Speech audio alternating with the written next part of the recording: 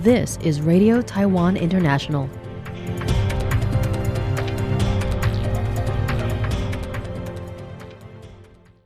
Welcome to the news on Radio Taiwan International. I'm Amanda Stevens, coming to you from Taipei, Taiwan. We begin with a look at today's top stories for Monday, March 23rd.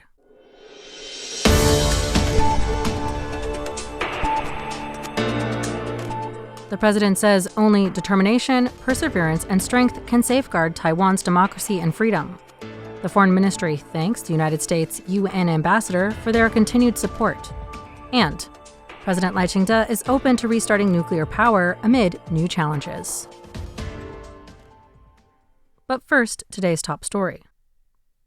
With Monday, March 23rd, marking the 30th anniversary of Taiwan's direct presidential elections, President Lai Ching-te posted on Facebook, underscoring this courageous choice made in 1996, which led to the prosperous daily life of 2026. He wrote that 30 years ago, Taiwan cast its first democratic vote under the threat of missiles, and now, 30 years later, it will continue to uphold the same courage, confidently and firmly walking down the path of democracy. The president stated that 1996 marked the final mile of the democratic transition known worldwide as the Quiet Revolution. On the eve of the first direct presidential election in Taiwan, China launched missiles into the Taiwan Strait and conducted large-scale military exercises, attempting to intimidate and prevent Taiwanese people from going to the polls. Despite warnings that the direct presidential election was a provocation that could lead to war with China, the Taiwanese people cast their votes, opening the door to freedom and democracy for the next generation. Lai emphasized that if people had chosen to give up 30 years ago, there would be no democratic and prosperous Taiwan today. He stated that it is precisely because of their courage and perseverance that Taiwan's semiconductor and AI industries stand out globally, making Taiwan an indispensable part of the global supply chain and a vital force for good in the world. He thanked every courageous citizen, saying that today is the result of sacrifices and contributions of countless democratic predecessors and the collective efforts of all 23 million Taiwanese people. As the legislature is currently deliberating on the Special Act for Strengthening Defense Resilience and Asymmetric Capabilities Procurement, Lai stated that democracy is never a provocation. Only through perseverance, determination, and strength can Taiwan safeguard its most precious democracy and freedom. The Foreign Ministry thanked United States UN Ambassador Michael Waltz via a press release on Saturday for his continued support of Taiwan's meaningful international participation. In the release, Foreign Minister Lin Jialong noted that Waltz's support demonstrates that Taiwan is a vital partner internationally and implored the international community not to allow any nation to continue to weaponize political distortion to isolate key partners to the international community. On Friday, March 20th, Waltz emphasized U.S. support for Taiwan and denounced China's attempts to isolate the country by misappropriating UN Resolution 2758 while responding to questions from U.S. Representative John Moulinar. The Foreign Ministry thanked Waltz for publicly reiterating the United States' support for Taiwan, saying that the demonstration shows Taiwan as a reliable and capable partner to the international community. The U.S.'s affirmation of Taiwan's right to connect internationally highlights Taiwan's capabilities in areas such as medicine and public health, digital technology, and supply chain resilience, as well as the importance of translating these experiences into areas of international public interest. Lin said that UN General Assembly Resolution 2758 deals with the issue of China's representation, not Taiwan's sovereignty. It should not be used as a pretext to exclude Taiwan from the UN system or other international organizations, seeing as the Republic of China Taiwan is its own sovereign state. Neither the ROC Taiwan nor the People's Republic of China has ever been subordinate to the other, an objective fact recognized by the larger international community. Therefore, it should fall to Taiwan's 23 million people to represent their own country in the UN and other international organizations. The Foreign Ministry called for the international community's continued concrete action to counter the ongoing misuse of UN Resolution 2758 and connecting it to the One China principle. Countries must not allow China to further internalize the Taiwan issue in any way which could form a so-called legal basis for future military action against Taiwan. In turn, the ministry says Taiwan will actively contribute to the international community and jointly safeguard peace, stability, and prosperity in the Taiwan Strait and the Indo-Pacific region.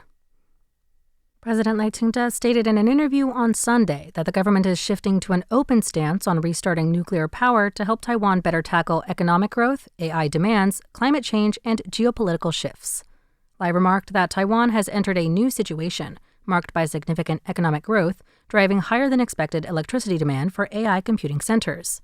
The EU's Carbon Border Adjustment Mechanism, or CBAM, requiring low or zero carbon products for entry, and geopolitical changes necessitating sufficient, low-carbon power infrastructure with energy resilience. He noted that Taiwan achieved its nuclear-free homeland goal after Unit 2 of its third nuclear power plant, Ma'anshan, shut down on May 17, 2025. The legislature passed its Nuclear Reactor Facilities Regulation Act, prompting Taipower and the Economic Ministry to apply to restart units at the Gosong and Ma'anshan plants. Success depends on the Nuclear Safety Commission's review, which takes into account nuclear safety, waste solutions, and social consensus. The president affirmed continued support for green energy like wind, solar, small hydro, and hydrogen power, which can advance alongside nuclear review without conflict. Green energy has replaced output from all 3 nuclear plants since President Tsai Ing-wen's 2016 inauguration, maintaining stable reserves above 10%. Lai said the government will openly monitor advanced nuclear options, like nuclear fusion or small modular reactors, or SMR, to boost energy resilience, the economy, and society.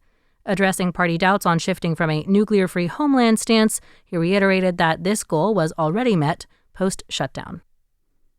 Foreign Minister Lin Jialong hosted Palau Vice President and Health Minister Reynold Oilauk and his delegation at a luncheon on Friday, expressing the government's sincere welcome.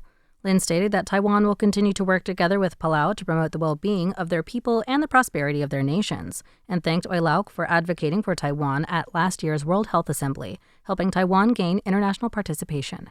Oilauk said that the friendship between Taiwan and Palau is as deep as family, and thanked the Taiwanese government for its long-term assistance to Palau's national development in many areas. He expressed that he especially looks forward to continuing to learn from Taiwan's successful experience in developing its medical systems and hopes to cooperate to improve Palau's medical standards. Oilauk's trip was at the behest of Palau President Surangao Whips Jr. to attend the celebrations of the traditional Palauan sailing ship Alangano Maisu. The Foreign Ministry said that it was pleased to see that the exchange of Austronesian boat culture between Taiwan and Palau has deepened bilateral friendship. The ministry detailed that, under their policy of comprehensive diplomacy, they have expanded exchanges and cooperation with friendly nations in various fields. Xiaoliuzhou is a beloved Taiwanese getaway destination for tourists, but recent sightings reveal a common issue: turtles mistaking ocean trash for food. Here's what experts have to say. A few days ago, 3 female tourists spotted a sea turtle on Xiaoliuzhou's harbour shore, much to their excitement. But then, they watched in disbelief as the turtle swallowed what appeared to be a piece of plastic bag. The tourist exclaimed, "It ate it! The turtle ate trash!" Plenty of garbage floats on the surface: PET bottles, drink cans, paper cups, plastic bags, and more. Even in such a small area, there is a considerable amount of garbage, and unfortunately, sea turtles often mistake these for food. In another case, a diver saw a turtle biting a piece of broken fishing net and tried to remove it, fearing ingestion. The turtle resisted at first. The diver, wary of touching it, followed slowly before swiftly removing the net. Whilst Xiaoliuzhou in Pingdong is a popular tourist destination, drawing crowds for island getaways, it also generates significant trash. Marine conservation experts warn that ingesting such foreign objects can be fatal to sea turtles. Ocean Conservation Administration's Marine Life Conservation Division head, Hong Kuo-yao, stated, "Ocean trash, such as plastic bags, balloons, and fragments of fishing nets, after soaking in the sea, absorbs odours and algae, causing sea turtles to sometimes mistake them for jellyfish or food and swallow them. Once ingested, these indigestible garbage items become lodged in the sea turtle's digestive tract for an extended period, resulting in chronic malnutrition and emaciation. In severe cases, this leads to death." According to the Ocean Conservation Administration, they cleared 3,641.6 metric tons of marine debris in 2025. Although sea turtles are a protected species in Taiwan, 25 sea turtles were found to have died from ingesting foreign objects or unknown causes from 2023 to 2025, with likely many more victims unreported. Visitors, take home happy memories and your trash to avoid a marine ecological crisis. Eloise Phillips for RTI News. Thanks for joining me for the news. I'm Amanda Stevens. Stay tuned for another 50 minutes of English language features, brought to you by Radio Taiwan International.